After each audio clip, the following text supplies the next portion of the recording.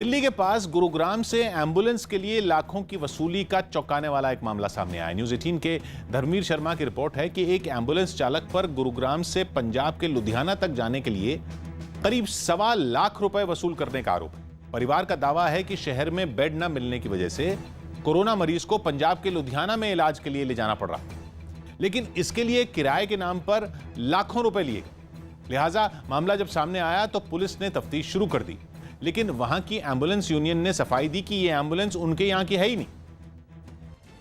राजस्थान में कोरोना के बढ़ते मामलों को देखते हुए सख्त लॉकडाउन लगाने का ऐलान किया गया है। ये लॉकडाउन 10 मई से लेकर 24 मई तक यानी 2 हफ्ते का होगा। सरकार ने राज्य में होने वाले सभी तरह के शादी समारोह पर 31 मई तक के लिए रोक लगा दी है। हालांकि घर के भीतर और कोर्ट में शादी करने की अनुमति होगी, लेकिन उसमें भी सिर्फ 11 लोग ही शामिल हो सकेंगे। इसके साथ ही डीजे, बारात या बहुभोज की अनुमति नहीं होगी। लॉकडाउन के दौरान सभी धार्मिक स्थल बंद रहेंगे और सरकार ने लोगों से अपील की है कि पूजा अर्चना घर पर ही रहकर करें। हालांकि इस दौरान जरूरी सेवाओं को छूट मिलेगी।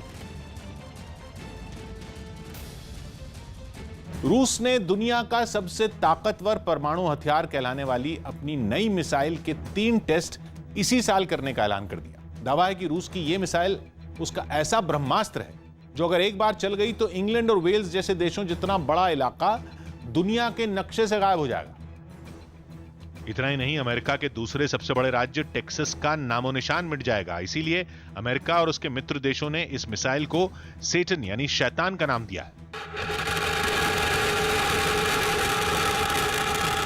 208 टन की रूस की मिसाइल इंटरकॉन्टिनेंटल बैलिस्टिक मिसाइल है, यानी ऐसा परमाणु हथियार जिसकी जद में दुनिया का लगभग हर कोना होगा। कहा तो यहां तक जा रहा है कि इसके आगे दूसरे विश्व युद्ध में जापान के हिरोशिमा में गिराया गया बम तक महज एक टीजर साबित होगा, क्योंकि इस मिसाइल की ताकत उस बम से भी 20,000 गुना ज्यादा है।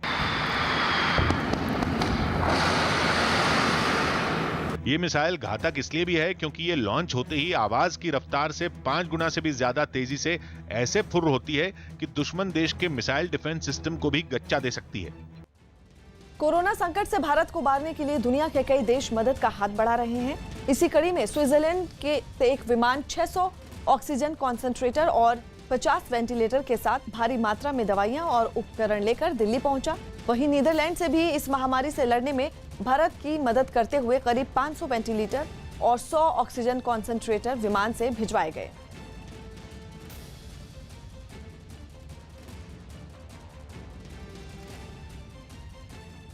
हिमाचल प्रदेश के हमीरपुर में कुछ पुलिस वालों ने कोरोना कर्फ्यू का सख्ती से पालन कराने के लिए फ्लैग मार्च निकाला। वहां राज्य सरकार ने बेकाबू हो रहे हालात पर लगाम लगाने के लिए 17 मई की सुबह 6 बजे तक कर्फ्यू लगाने का फैसला किया, जिसके बाद कुछ पुलिस वाले सड़कों पर उतर आए और लोगों को इस बारे में जागरूक किया। पुलिस की इस टीम ने लाउडस्पीकर के जरिए ज्यादा से ज्यादा लोगों तक राज्य सरकार के इस फैसले को पहुंचाने की कोशिश की, ताकि कर्फ्यू के नियमों को सब लोग माने। के दौरान कोई भी व्यक्ति अनावश्यक रूप से घर से बाहर न निकले। सड़कों पर उतरी इस टीम ने दुकानदारों को हिदायत दी कि कोरोना कर्फ्यू के दौरान किसी भी तरह की कोताही न बरती जाए। दुकानदारों को आगाह कर रहे हैं कि वो अपनी दुकानों के सामने सोशल डिस्टेंसिंग का पालन करें और जो भी नो मास्क नो सर्विस का पालन कराएं। इन पुलिस वालों ने बाजार से लेकर बस अड्डे तक भीड़ भाड़ वाली ऐसी कोई जगह नहीं छोड़ी जहां उन्होंने घूम घूम कर लोगों में जागरूकता फैलाने की कोशिश न की हो। केरल में भी लॉकडाउन का ऐलान किया गया। केरल सरकार ने शनिवार सुबह 6 बजे से 16 मई तक राज्य में लॉकडाउन लगाने का फैसला लिया। वहां बढ़ते कोरोना खतरे की वजह से यह कदम उठाया गया। ऑक्सीजन की कमी से जूझ रहे दिल्ली के अस्पतालों में ऑक्सीजन प्लांट लगाने का काम तेजी से जारी है। इसी कड़ी में मंगोलपुरी के संजय गांधी सुपर स्पेशलिटी अस्पताल में फ्रांस से मंगाए गए ऑक्सीजन प्लांट को लगाया गया। करीबन 120 छोटे वाले सिलेंडर डेली रिफिल हो गए। दिल्ली में इस तरह के 44 प्लांट लगने हैं। उम्मीद की जा रही है कि अगले 1 महीने के अंदर ये सभी प्लांट लगकर तैयार हो जाएंगे। इसी तरीके से दिल्ली सरकार अलग अलग अस्पतालों में प्लांट लगाने की तैयारी कर रही है। अभी फिलहाल इस अस्पताल में लगा है। केंद्र सरकार ने भी अपने कुछ अस्पतालों में प्लांट लगा दिए हैं। कॉमेडियन सुनील पाल के खिलाफ मुंबई के अंधेरी पुलिस स्टेशन में केस दर्ज किया गया। डॉक्टरों की एक संस्था ने उन पर केस दर्ज करवाया। आरोप है कि उन्होंने कुछ दिन पहले सोशल मीडिया पर एक वीडियो जारी कर डॉक्टरों का मजाक उड़ाया था। साथ ही उनके काम पर भी सवाल उठाए थे। हालांकि केस दर्ज होने के बाद उन्होंने डॉक्टरों से माफी मांग ली। दिल्ली पुलिस ने मॉडल टाउन में रहने वाले एक आदमी को कालाबाजारी के आरोप में गिरफ्तार किया। पकड़े गए आरोपी के पास से पुलिस ने 9 ऑक्सीजन सिलेंडर और कई ऑक्सीजन कंसंट्रेटर बरामद किए। दिल्ली के पास यूपी के ग्रेटर नोएडा में आईटीबीपी के बनाए कोविड केयर सेंटर में ऑक्सीजन प्लांट लगाया गया। वहां ये प्लांट इटली की मदद से तैयार किया गया। जल्द से जल्द ये ऑक्सीजन प्लांट लगे और आम जनता को जरूरत के वक्त ऑक्सीजन मिले। महाराष्ट्र के अलग अलग इलाकों में अस्पतालों तक ऑक्सीजन पहुंचाने वाले टैंकरों की जीपीएस के जरिए निगरानी की जा रही है। इसके लिए मुंबई में एक कंट्रोल रूम बनाया गया, जहां से सभी ऑक्सीजन टैंकरों की लोकेशन पर नजर रखी जा रही है। बताया गया कि जैसे ही किसी अस्पताल को ऑक्सीजन की जरूरत पड़ती है तो खबर मिलते ही ऑक्सीजन टैंकर को रवाना कर दिया जाता है। और इसमें ड्राइवर्स की डिटेल्स भी है, तो आप डायरेक्टली ड्राइवर्स टैंकर्स के जो ड्राइवर्स है उससे भी कांटेक्ट कर सकते हैं। अगर बीच रास्ते में कोई टैंकर खराब हो गया या ज्यादा देर तक रुक गया तो वो जानकारी भी इस कंट्रोल रूम तक पहुंच जाती है। ये कंट्रोल रूम लगातार 24 घंटे एक्टिव है ताकि कहीं पे भी मेडिकल इमरजेंसी अगर आए तो उस सिचुएशन से निपटा जा सके। कांग्रेस के अंतरिम अध्यक्ष सोनिया गांधी आज पार्टी के सभी सांसदों के साथ एक साथ बैठक करेंगी। ये बैठक वीडियो कॉन्फ्रेंसिंग के जरिए सुबह करीब 11 बजे होगी। इस बैठक में कोरोना के मौजूदा हालात पर चर्चा होगी। इससे पहले भी सोनिया कोरोना महामारी को लेकर अपनी चिंता जता चुकी थी और इसके साथ ही इस मुद्दे पर कई बार केंद्र सरकार को भी घेर चुकी हैं। देश में बढ़ती कोरोना की रफ्तार ने सभी को चिंता में डाल दिया है और एक दिन पहले कोरोना के रिकॉर्ड 4,12,000 से ज्यादा नए केस सामने आए, जबकि 3,980 मरीजों ने दम तोड़ दिया था। कोरोना की नई लहर के खिलाफ लड़ाई में रक्षा मंत्रालय की ओर से उठाए गए कदमों की जानकारी राजनाथ सिंह ने अपनी फेसबुक पोस्ट में दी। न्यूज 18 के अमिताभ सिन्हा की रिपोर्ट है कि इस पोस्ट में रक्षा मंत्री ने बताया कि एयरफोर्स के मालवाहक विमानों और नेवी के जहाजों का इस्तेमाल विदेशों से जरूरी सामान लाने में किया जा रहा है। साथ ही पालम हवाई अड्डे पर सेना की गाड़ियों को तैनात किया गया ताकि इमरजेंसी के वक्त जरूरी सामान को एक जगह से दूसरी जगह पहुंचाया जा सके, जबकि सेना के अस्पतालों को भी आम आदमी के लिए खोल दिया गया। इतना ही नहीं, रक्षा के क्षेत्र में रिसर्च करने वाली संस्था DRDO देश भर में 500 ऑक्सीजन प्लांट लगाने में जुटी। तो वहीं मरीजों के लिए बिस्तरों की कमी को पूरा करने के लिए दिल्ली, लखनऊ और पटना जैसे शहरों में DRDO ने 500 बेड वाले अस्पताल भी शुरू किए। इसके अलावा रक्षा मंत्री ने इमरजेंसी हालात के लिए सेना के बड़े अफसरों को विशेष अधिकार भी दिए हैं ताकि वो अस्पताल और दूसरी सेवाओं के लिए फैसले ले सकें। इस वक्त की बड़ी खबर आपको बता दें, वरिष्ठ पत्रकार शेष नारायण सिंह का कोरोना से निधन हो गया। कुछ दिन पहले कोरोना पॉजिटिव पाए जाने के बाद से ही उनका इलाज ग्रेटर नोएडा के अस्पताल में चल रहा था। और बड़ी खबर आपको बता दें, वरिष्ठ पत्रकार शेष नारायण सिंह का कोरोना से निधन हो गया। कोरोना पॉजिटिव पाए जाने के बाद उनका इलाज ग्रेटर नोएडा के एक अस्पताल में चल रहा था और उनकी हालत गंभीर बनी हुई थी। और अब यह खबर आ रही है कि शेष नारायण सिंह का कोरोना की वजह से निधन हो गया।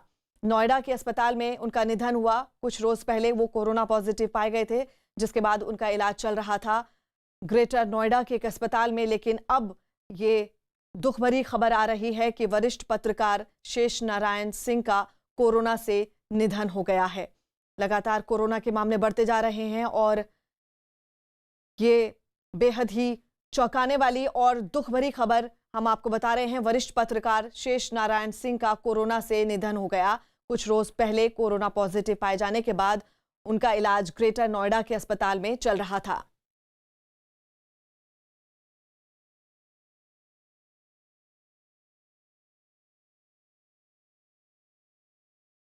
और हमारे सहयोगी अमिताभ सिन्हा जी इस वक्त फोन लाइन पर मौजूद हैं। अमिताभ सिन्हा जी, क्या कहना चाहेंगे आप? बड़ा दुखद है शेष नारायण सर के जाने का।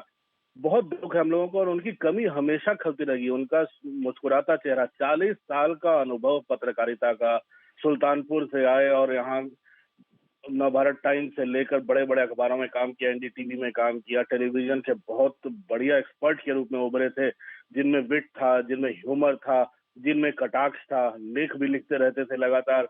और एक ऐसी हम्बल पर्सनालिटी थे, एक ऐसे व्यक्तित्व थे जो जो अगर हम हमारे कार्यालय भी आपको हमारे यहाँ गेस्ट के तौर पर लगातार कई सालों तक रहे हैं, पिछले कई सालों तक, और जब भी आते थे सबके पास जाकर बैठते थे, सबके साथ बात करते थे। कहीं उनमें ये दम्भ नहीं था कि वो बहुत सीनियर हैं या बहुत बड़े जानकार हैं या बहुत बड़े पत्रकार हैं जिनको राजनीतिक सर्कल से लेकर ब्यूरोक्रेटिक सर्कल में सब लोग जानते हैं। तो जिनको दुनिया जानती थी, एक बहुत बड़ा चेहरा थे, फिर भी इतने हम्बल व्यक्तित्व थे। उनकी कमी हमें बहुत खलने वाली है। शेष नारायण सर, आप कोरोना ने एक और हमारा सीनियर, एक और हमारा अच्छा दोस्त छीन लिया है। बिल्कुल अमिताभ जी, इस वक्त शब्द नहीं है अपना दुख जाहिर करने के लिए। लगातार अपने करीबी बिछड़ते जा रहे हैं कोरोना की वजह से। बिल्कुल, एक बहुत रोहित सरदाना का जाना, कई अरुण पांडे का जाना, कई ऐसे पत्रकार हैं जो काफी युवा चले गए, जिनको अभी काफी कुछ करना बाकी था, जिनको अभी काफी कुछ दुनिया को दिखाना था कि उनमें दम है। एक साल से हम देख रहे हैं, इस दूसरे वेव ने तो काफी मुश्किलें पैदा कर दी हम लोग के लिए, काफी अपने चले जा रहे हैं। और शेष नारायण सर तो बहुत ही अपने थे, बड़े भाई की तरह थे। जो भी हमारे यहाँ जो भी एंकर था, उनसे किस सरलता से बात करते थे, किस तरह से अपने पुराने अनुभवों को साझा करते थे ऑन स्क्रीन, किस तरह से अगर आपके पास बैठे तो घर परिवार की बातें करते थे। तो एक होता है उत्तर प्रदेश के एक छोटे से जिले से, एक छोटे से कस्बे से आया हुआ आदमी जो शीर्ष पर पत्रकारिता के पहुंच गया हो, जिसे दुनिया जानती हो, वो इतना हम्बल हो, वो इतना अच्छा हो, उसके बारे में भी अगर उससे प्लाज्मा की कमी से चला गया, वो हमारा साथ छोड़कर चला गया, अब कोरोना ने उन्हें हमसे दूर कर दिया। हमारे पास शब्द नहीं है अभी शेष नारायण सर के लिए कहने के, लेकिन इतना तो कहा जा सकता है एक बड़ा भाई चला गया जो एक गाइड की तरह भी काम करता था हम लोगों के साथ। जी,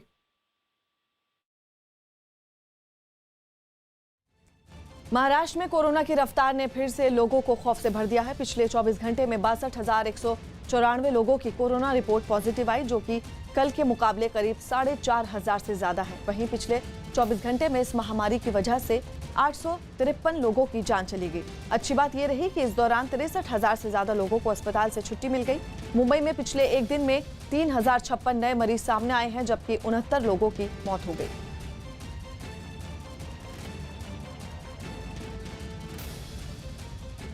पटना के आईजीआईएमएस अस्पताल में कॉन्ट्रैक्ट पर काम कर रहे स्वास्थ्य कर्मियों ने वेतन बढ़ाने की मांग पर हंगामा कर दिया। हंगामा करने वाले कर्मचारियों ने आरोप लगाया कि कोरोना संकट में उन्हें अस्पताल की तरफ से जरूरी सुविधाएं तक नहीं मिल रही, जिसके बाद उन्होंने काम ठप करके अस्पताल के अंदर ही शोर शराबा शुरू कर दिया। घटना की खबर मिलते ही अस्पताल प्रबंधन के अधिकारी भी वहां पहुंचे और उन्होंने हंगामा करने वालों पर सख्त रुख अपनाया। अगर हुल्लड़बाजी करना है इस कोविड में तो प्लीज चले जाइए, नहीं सर कोविड में तब जाइए। कुछ देर तक समझाने के बाद भी जब लोग नहीं माने तो उन्हें जबरन एक हॉल में भेजा गया ताकि वहां बैठकर उनकी समस्याएं सुनी जा सकें। हालांकि इसके बाद भी वहां काफी देर तक काम ठप पड़ा रहा। हंगामा शांत होने के बाद कॉन्ट्रैक्ट पर काम कर रहे कर्मचारियों ने एक बार फिर अपनी बात अस्पताल प्रबंधन तक पहुंचाने की कोशिश की। पेमेंट बढ़ाया जाए और जो है कोरोना में फैसिलिटी दिया जाए। अस्पताल की तरफ से भी उनकी परेशानी को दूर करने का भरोसा दिया गया। बात सुनी जाएगी, उसके बाद अगर उसमें कोई भी मदद होगा तो जरूर करूंगा। इस पूरे हंगामे की वजह से आईजीआईएमएस अस्पताल के अंदर बहुत देर तक अफरा तफरी का माहौल बना रहा। बिहार में लागू लॉकडाउन का उल्लंघन करने वालों पर पुलिस ने सख्त एक्शन लेना शुरू कर दिया है। कोरोना के बढ़ते कहर को देखते हुए नीतीश सरकार ने राज्य में 15 मई तक लॉकडाउन लगाया है, ताकि लोग अपने घरों में रहें। लेकिन इसके बावजूद कई लोग बेवजह सड़कों पर घूमते दिखाई दिए। ऐसे लोगों पर पुलिस को सख्ती बरतनी पड़ी। मुजफ्फरपुर से जो तस्वीरें सामने आई, उनमें एक तस्वीर में पुलिस बिना जरूरी काम के बाहर निकले लोगों पर डंडे बरसाती नजर आई। पुलिस ने मुहिम सभी इलाकों में चलाई। इस दौरान जिसने भी लॉकडाउन का उल्लंघन किया, उसकी पिटाई की गई। एक आदमी तो पुलिस की मार से बचने के लिए अपनी मोटरसाइकिल छोड़कर भाग गया। कोविड चेन को तोड़ने के लिए जितना भी सख्ती किया जा रहा है, सख्ती किया जा रहा है। राजधानी पटना में भी लॉकडाउन तोड़ने वालों को सबक सिखाया गया। पाबंदी के बावजूद भी वहां कई लोग सड़कों पर घूमते दिखे, जिनकी पुलिस ने डंडों से पिटाई की। इसी तरह की तस्वीरें राज्य के सभी जिलों से सामने आई। होम आइसोलेशन में मरीजों को ऑक्सीजन सिलेंडर देने के लिए दिल्ली सरकार ने नया प्लान बनाया है। न्यूज़ 18 के दीपक रावत की रिपोर्ट है कि ऐसे मरीजों को अगर ऑक्सीजन चाहिए तो वो दिल्ली सरकार के पोर्टल delhi.gov.in पर आवेदन कर सकते हैं। आवेदन करते वक्त उनको अपनी फोटो, आधार कार्ड और कोरोना पॉजिटिव रिपोर्ट अपलोड करनी होगी, और अगर किसी का सीटी स्कैन हुआ है तो वो भी अपलोड कर सकते हैं। इसके बाद उस जिले के डीएम ये तय करेंगे कि किनको ऑक्सीजन की जरूरत है, किनको नहीं, और इसी आधार पर ई पास जारी किया जाएगा जिस पर यह लिखा होगा कि किस तारीख को किस जगह, किस समय और किस डिपो से ऑक्सीजन सिलेंडर मिलेगा। दिल्ली में ऑक्सीजन सिलेंडर भरवाने के लिए अलग अलग जगहों पर लग रही लंबी कतारें देखने के बाद केजरीवाल सरकार ने यह आदेश जारी किया। आरएलडी के अध्यक्ष अजीत सिंह नहीं रहे। राष्ट्रीय लोकदल के अध्यक्ष और पूर्व केंद्रीय मंत्री अजीत सिंह का गुरुग्राम में कोरोना से निधन हो गया। उनके निधन पर राष्ट्रपति रामनाथ कोविंद और प्रधानमंत्री मोदी ने दुख जताया। बॉम्बे हाईकोर्ट ने फोन टैपिंग मामले में आईपीएस अधिकारी रश्मि शुक्ला से पूछताछ की मंजूरी दे दी। ये पूछताछ हैदराबाद में रश्मि शुक्ला के घर पर होगी। इंटेलिजेंस विभाग की अफसर रही रश्मि शुक्ला पर मंत्रियों की कॉल रिकॉर्ड करने का आरोप है।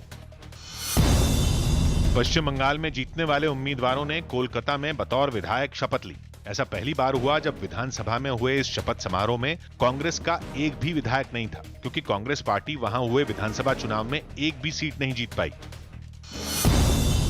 कोरोना की नई लहर के खिलाफ लड़ाई में निजी सिक्योरिटी कंपनियां भी पीछे नहीं हैं। इन कंपनियों से जुड़े गार्ड प्राइवेट अस्पतालों और हाउसिंग सोसाइटी की सुरक्षा का जिम्मा संभालने के साथ ही कोरोना की रोकथाम में भी अहम भूमिका निभा रहे हैं। देश भर के 90 लाख से ज्यादा प्राइवेट सिक्योरिटी गार्ड इस वक्त कोरोना की महामारी में भी अपनी ड्यूटी को अंजाम देने में जुटे हुए हैं। निजी सिक्योरिटी कंपनियों के तहत काम करने वाले इन लोगों को बदले हालात से निपटने के लिए विशेष ट्रेनिंग भी दी गई, ताकि खुद को सुरक्षित रखते हुए ये लोग दूसरों को भी कोरोना की चपेट में आने से बचा सकें। जो प्रोटोकॉल सरकार ने बनाए थे, जो हम लोगों ने बनाए, उसको कैसे पालन करना है, वो सारा ढंग उनको बताया गया। फिलीपीन सरकार ने चीन की तरफ भेजी गई कोरोना की साइनोफार्म वैक्सीन को लेने से इनकार कर दिया। ऐसा इसलिए किया गया क्योंकि टीका बनाने वाली कंपनी ने फिलीपींस में इसके इस्तेमाल की मंजूरी नहीं ली थी। उत्तर प्रदेश के आजमगढ़ में एक सरकारी अस्पताल की मोर्चरी में लावारिस शव के अपमान के मामले में सियासत गर्मा गई। आरोप है कि वहां एक शव 4 दिन तक पड़ा रहा, जिसे चींटियों और चूहों ने कुतर दिया। जो दोषी पुलिस और स्वास्थ्य सेवाओं के अफसर हैं, उन पर सख्त से सख्त कार्रवाई करें। मामले ने तूल पकड़ा तो अस्पताल प्रबंधन भी अपनी सफाई देने से नहीं चूका। अज्ञात होने की वजह से उसको 3 दिन के बाद ही पोस्टमार्टम पुलिस के द्वारा कराया जाता है। पटना के गांधी मैदान के पास एक निजी अस्पताल में दवाइयों की कालाबाजारी के आरोप में पुलिस और प्रशासन की टीम ने छापेमारी की। इस दौरान अस्पताल के 2 कर्मचारियों को हिरासत में लिया गया। प्रशासन को इस बात की खबर मिली कि वहां तय कीमत से काफी ऊंचे दाम पर दवाइयां बेची जा रही थी। इसके साथ ही अस्पताल में मौजूद दवाइयों की ऑडिट भी करवाई जा रही है ताकि सच्चाई सामने आ सके। ऐसा मतलब कि ऐसा सूचना मिली कि कुछ जो इंजेक्शन है ब्लैक मार्केट से कुछ हॉस्पिटल है, हम लोग उसी जांच में उसकी वेरिफिकेशन के लिए यहाँ आ गए हैं। अभी हमारे ड्रग इंस्पेक्टर का भी पूरा वो जांच कर रहे हैं अंदर, क्या कितने इंजेक्शन अलॉट हुए हैं, गवर्नमेंट की तरफ से कितना अलॉट किया गया है और कितने पेशेंट को मिले हैं, क्या वो सारे पेशेंट को दिए गए हैं या कहीं किसी बैकडोर से कहीं चले गए हैं, ये सारे हम लोग भी जाँच कर रहे हैं। छत्तीसगढ़ के बिलासपुर में सिरप पीने से हुई कुछ लोगों की मौत से हड़कंप मच गया। न्यूज़ 18 के आदित्य राय की रिपोर्ट है कि वहां सिरप पीने से 8 लोगों ने दम तोड़ दिया, जबकि कुछ लोग गंभीर हालत में अस्पताल में भर्ती हैं। बताया गया कि शराब नहीं मिलने पर इन लोगों ने एक सिरप पिया, जिससे उनकी तबीयत बिगड़ गई और कुछ देर बाद 4 लोगों की मौत हो गई। लिहाजा घर वालों ने समझा कि कोरोना से उनकी मौत हुई, इसलिए उनका अंतिम संस्कार कर दिया गया। लेकिन बाद में जब 4 और लोगों की जांच चली गई तो पुलिस के कान खड़े हो गए और वो जांच के लिए पहुंची। तब पता चला कि गांव के ही एक होम्योपैथी के डॉक्टर से सभी लोगों ने सिरप लिया था, जिसमें अल्कोहल की मात्रा 91% से ज्यादा थी, जिसको पानी में मिलाकर सबने पिया था। इस मामले में पुलिस ने आरोपी डॉक्टर को गिरफ्तार कर लिया और अब यह पता करने में जुटी है कि कितने लोगों ने इसका इस्तेमाल किया। बंगाल में कोरोना से हालात दिन ब दिन बिगड़ते जा रहे हैं। राज्य में हर दिन कोरोना मरीजों की संख्या तो बढ़ ही रही है और साथ ही मौत का आंकड़ा भी तेजी से बढ़ रहा है। पिछले 24 घंटे में राज्य में 18,431 कोरोना मरीज मिले। वहीं इस दौरान 117 लोगों की मौत हो गई। अच्छी बात यह रही कि इन 24 घंटों में 17,000 से ज्यादा मरीज ठीक होकर अपने घर लौट गए। राज्य में फिलहाल 1,22,774 एक्टिव मरीज हैं जिनका इलाज चल रहा है। वहीं इस महामारी की वजह से अब तक 11,000 से ज्यादा लोगों की जान जा चुकी है। नेपाल में कोरोना से बिगड़ते हालात की वजह से वहां इस महामारी से होने वाली मौतों का आंकड़ा भी तेजी से बढ़ रहा है। बड़ी तादाद में होने वाली मौतों की वजह से वहां शमशान घाटों में जगह कम पड़ने लगी। राजधानी काठमांडू से कोरोना के कहर की ऐसी ही डराने वाली तस्वीरें सामने आई, जिनमें एक शमशान घाट पर एक साथ कई शवों के अंतिम संस्कार होते नजर आए। उनमें कुछ शवों का दाह संस्कार हो चुका था तो कुछ का बाकी था। इस दौरान पीपीई किट पहने वहां मौजूद कुछ लोग ईंट इकट्ठा करते दिखे। इन ईंटों की मदद से वो लगातार नई चिता बनाने की तैयारी में जुटे रहे। बताया जा रहा है कि अगर यही हाल रहा तो वहां भी शमशान घाटों में अंतिम संस्कार के लिए जगह कम पड़ने लगेगी। ग्रीस में श्रम कानूनों में बदलाव की मांग पर राजधानी एथेंस समेत देश के कई शहरों में प्रदर्शन हुए। लोगों ने ईस्टर की वजह से 1 मई को टाले गए मजदूर दिवस कार्यक्रमों पर भी नाराजगी जताई और इन मुद्दों पर अपना विरोध जताने के लिए प्रदर्शनकारी ग्रीस के अलग अलग शहरों में सड़क पर उतर आए। राजधानी एथेंस से आई सामने तस्वीरों में लोग जुलूस निकालते दिखाई दिए। इस प्रदर्शन में अलग अलग सेक्टरों से जुड़े सैकड़ों कर्मचारी शामिल हुए। वहीं स्वास्थ्य कर्मचारियों ने भी कोरोना काल में खुद के लिए सुविधाएं बढ़ाने की मांग की।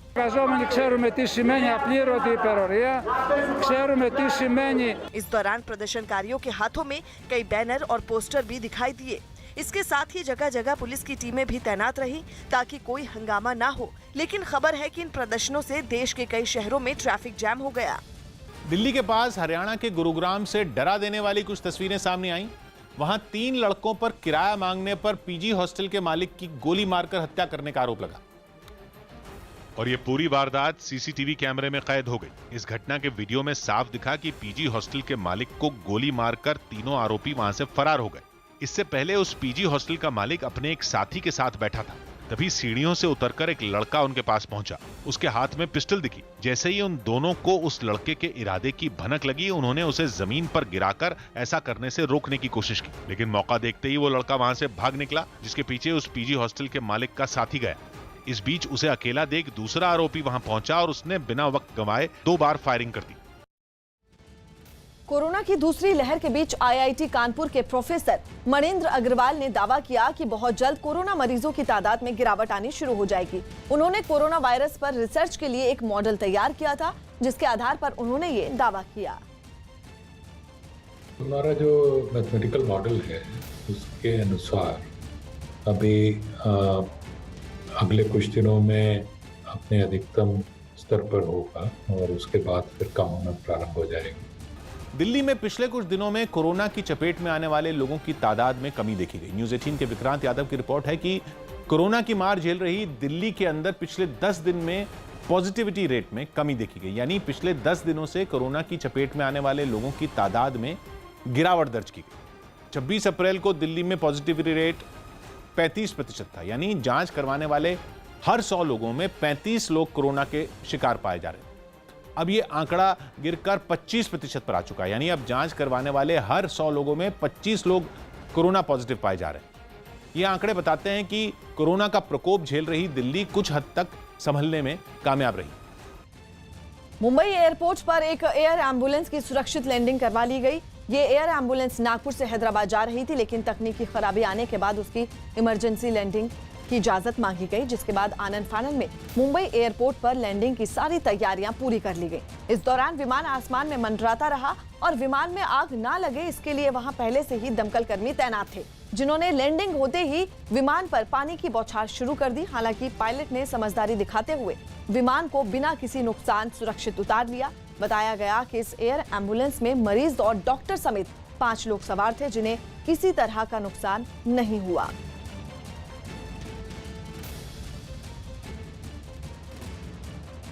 अमेरिका के फ्लोरिडा से एक रोंगटे खड़े कर देने वाली तस्वीर सामने आई। वहां एक स्कूल की प्रिंसिपल ने 6 साल की एक बच्ची की बेरहमी से पिटाई कर दी। प्रिंसिपल ने दावा किया कि बच्ची की मां ने ही उसे ऐसा करने की इजाजत दी। और बर्बरता की हद तो तब पार हो गई जब स्कूल की प्रिंसिपल और उसकी साथी ने बच्ची को जबरदस्ती कुर्सी से उल्टी टेक लगवाकर खड़ा कर दिया और फिर लकड़ी के डंडे से बच्ची की पीठ के नीचे पहला वार किया। चोट खाकर बच्ची दर्द से कराह उठी, लेकिन प्रिंसिपल ने रुकने का नाम नहीं लिया और इसी तरह 2-3 बार और बच्ची को जोर से डंडे से मारा। इस दौरान प्रिंसिपल बच्ची से अपनी मां से माफी मांगने को कहती रही।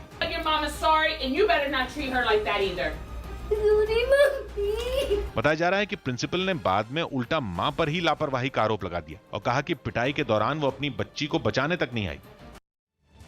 ब्राजील के रियो डी जेनेरो में ड्रग्स तस्करी के खिलाफ चलाए जा रहे ऑपरेशन के तहत पुलिस ने 25 ड्रग्स तस्करों को मार गिराया।